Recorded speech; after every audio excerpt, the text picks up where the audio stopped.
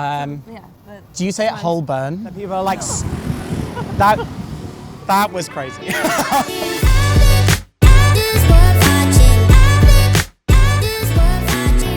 Situation going to be very far back.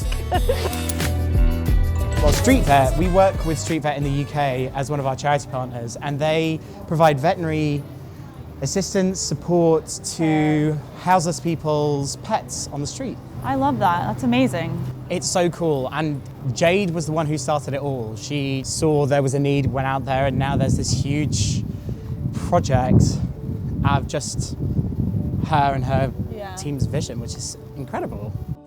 Current statistics suggest that around 320,000 people in the UK are experiencing homelessness right now. Of these people, it's estimated that 1 in 4 have a pet. StreetVet is dedicated not only to helping take care of these pets, but also to clearing up any misconceptions many people have about their owners. Today we're talking to Jade, one of StreetVet's founders.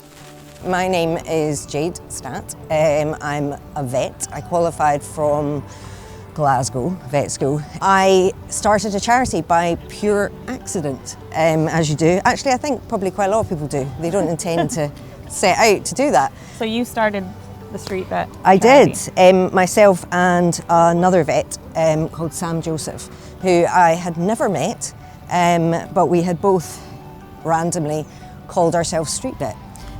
Because it's not exactly the most original name, let's be honest. It kind of says what it does in the tin type thing. And yeah, so I didn't know him, he didn't know me. We saw each other on Facebook. I'd been going out with a backpack on, he'd been doing the same. What we were trying to do was way bigger than us. So we decided that we would kind of join forces and see what the profession thought of what we were trying to do. And yeah, just quite overwhelmed with the response that we got. What started as 2 people with backpacks has certainly grown. Today the charity has over 600 vet and vet nurse volunteers. They spend their free time taking the practice to the pavement in over 17 locations across the UK. Where do most homeless people get their dogs from? Yeah, it's a common misconception. We get a lot of the public who make assumptions that they're getting the dogs to increase sympathy with the public and maybe get more donations, that kind of thing. But yeah, actually most of the people that we treat, they had their dogs before they became homeless. So they're part of their homeless story. They're maybe part of the reason they actually are homeless, because they can't find somewhere with rented accommodation. I truly never considered that. No, me neither. So I do, sometimes when I do talks about this, I put up a slide with 6 of our dogs on it and actually tell the story behind each dog, because they're so varied, but they're also not what anyone expects. So like, one of the dogs, Belle, her owner fished her out of a canal in a plastic bag, you know, so he says, I rescued her, she rescued me. What would you say to people who had the opinion that homeless people shouldn't have pets?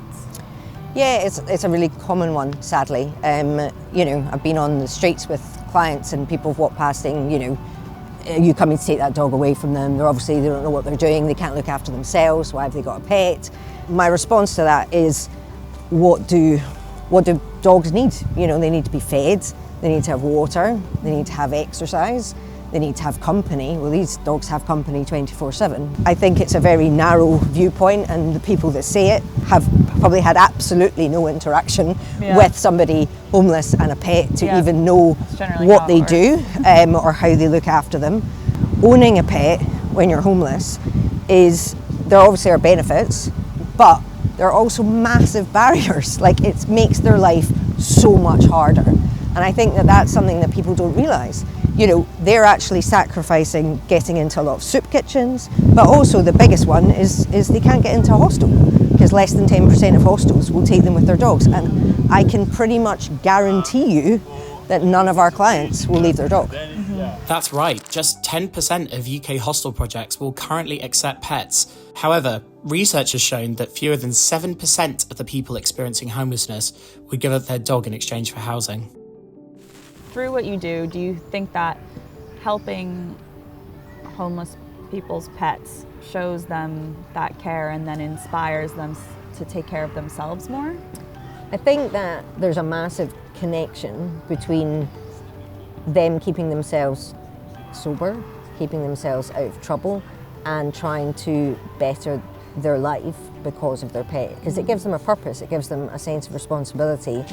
So we had a dog that I met in Grantham, and this dog, he was the sheepdog. So the owner had lost his farm, and him and the dog were now homeless. And I went to see it because he'd been told, or he'd thought the dog had cancer. So I went to see it on the street, and it had 2 swellings either side of its back end. And he said he'd taken it to a vet, and the vet said, oh, we can't do anything, it's cancer. I don't know if they examined the dog, I've no idea. I examined the dog and I was like, okay, the good news is your dog does not have cancer. I said, but what your dog does have is something surgical that we need to fix fairly urgently. So I contacted a particular amazing specialist called Nick Bacon, who used to actually go out and do street vet in the street.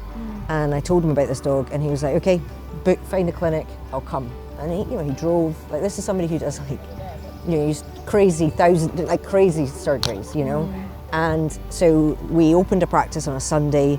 I went in, a nurse went in, another vet went in. Nick Bacon travelled from across, to come and do this dog. And I remember when we took the dog in for the surgery, and the owner just turned around and was like, I can't actually believe that all of you people are doing this for me.